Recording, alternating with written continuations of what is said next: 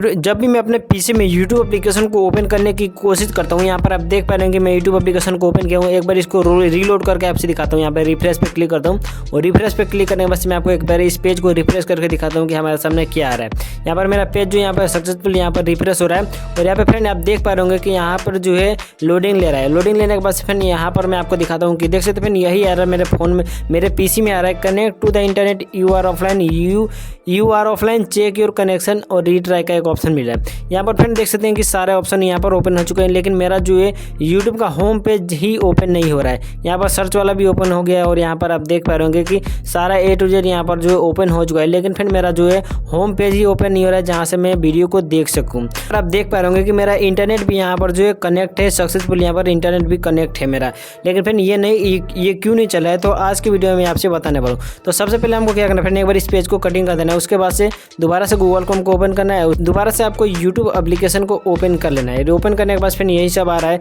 तो हमको क्या करना है, ऊपर आप देख पा रहे होंगे कि एक जो 3 डॉट दिख रहा है, तो सिंपली आपको 3 डॉट पे क्लिक कर देना है और 3 डॉट पे क्लिक करने के बाद से नीचे आप देख पा रहे होंगे एक जो सेटिंग का ऑप्शन मिल रहा है हमको।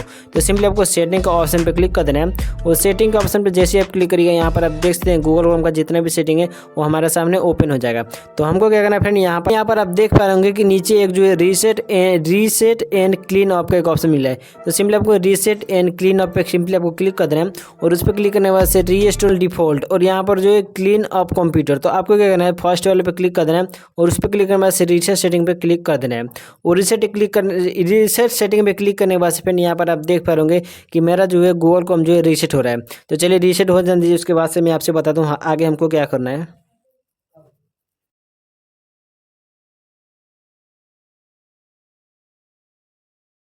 तो फ्रेंड वो देख सकते हैं कि मेरा जो सक्सेसफुल रीस्टोर हो चुका है। अब हमको क्या करना है, इस पेज को कटिंग कर देना है और इस पेज को कटिंग करना, इस सेटिंग को सक्सेसफुल करने के बाद से हमको जो अपने जो भी वाईफाई आपके पीसी में कनेक्ट है उसके डेटा को एक बार उसके डेटा को चेक कर लेना है कि डेटा पास ऑन है कि नहीं है।